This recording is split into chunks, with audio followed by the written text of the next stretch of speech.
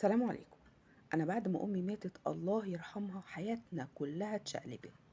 بابا كان راجل مرتاح ماديا ويا حبيبي عمره ما خلانا نحتاج أي حاجة. دايما كان بيحاول يفرحنا ويساعدنا كلنا. بس بعد وفاة ماما اتغير تماما. على طول كان بيحب يقعد لوحده وعلى طول يعني كان مكسور جدا من جواه. وفجأة كده ومن غير أي مقدمات قرر ان هو يتجوز. كلنا طبعا انا واخواتي كنا مصدومين جدا. ازاي كان مكسور من جواه وكان تعبان ونفسيا متدمر جدا بعد وفاة ماما ومرة واحدة يقرر ان هو يتجوز. المهم كان عايز يتجوز بنت عمه. جاب لها شبكة بقى على أعلى مستوى وجهز الشقة كلها شقة تمليك طبعا وكتبها باسمها وفرشها أحسن فرش جهزها من الإبرة للصاروخ. طبعا كلنا سكتنا وقلنا يمكن علشان هو يعني حاسس بالوحدة فماشي مش مشكلة خليه يتجوز ويعيش بقية عمره وهو مبسوط. لكن للأسف بعد سنة واحدة من الجوازة لقينا بقى حاجات كتير بتحصل.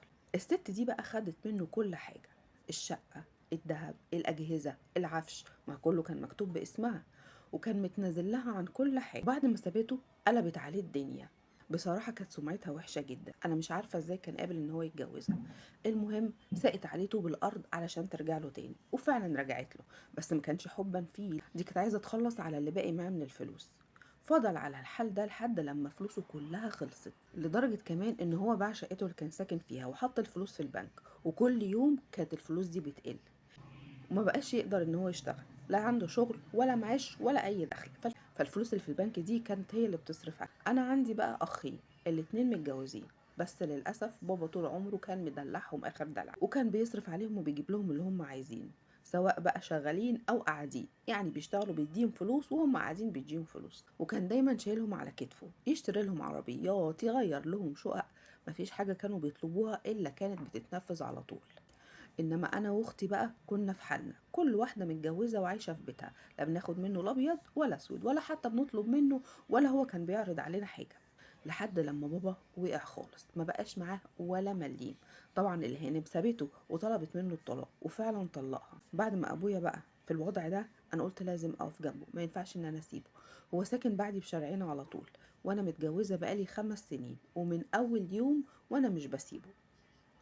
كل يوم كان بيجي يتغدى عندي حتى لما كان متجوز. ما هي الهانم كانت بتجيله يومين 3 في الاسبوع وبقية الايام انا اللي كنت بعمل له الاكل. وجوزي بقى الله يبارك له كان دايما بيشجعني على كده، وكان دايما يقول لي لو اخر لقمة في البيت اديها لابوكي.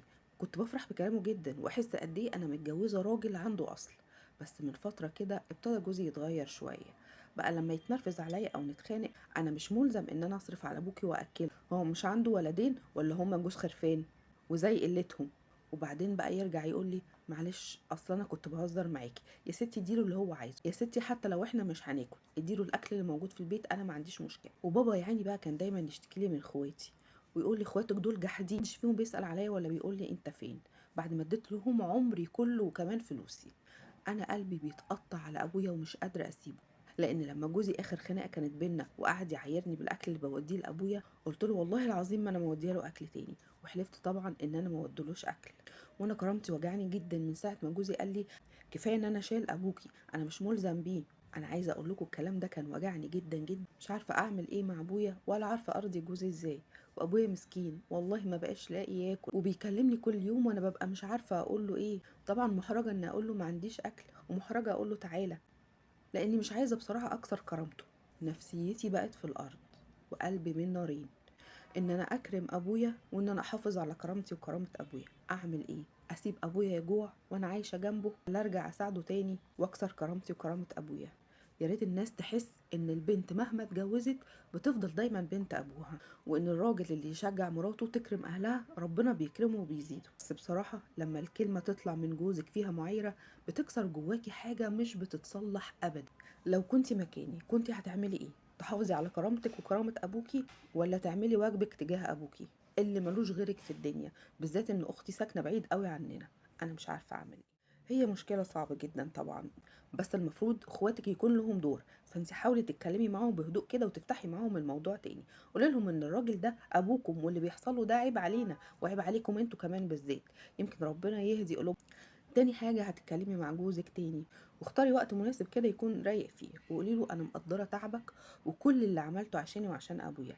دلوقتي ابويا محتاج لي وانا ما ينفعش اسيبه يجوع. والكلمة الطيبة ممكن تغير كتير جدا، وبالذات إن جوزك أصلا عنده أصل، بس ممكن يكون اتنرفز شوية كده في لحظة غضب، قالك كلمتين وأكيد هو زعلان إن هو قالك الكلام ده. إن أوقات كتير ساعات بنقول كلام في وقت الغضب بنندم عليه بعد كده.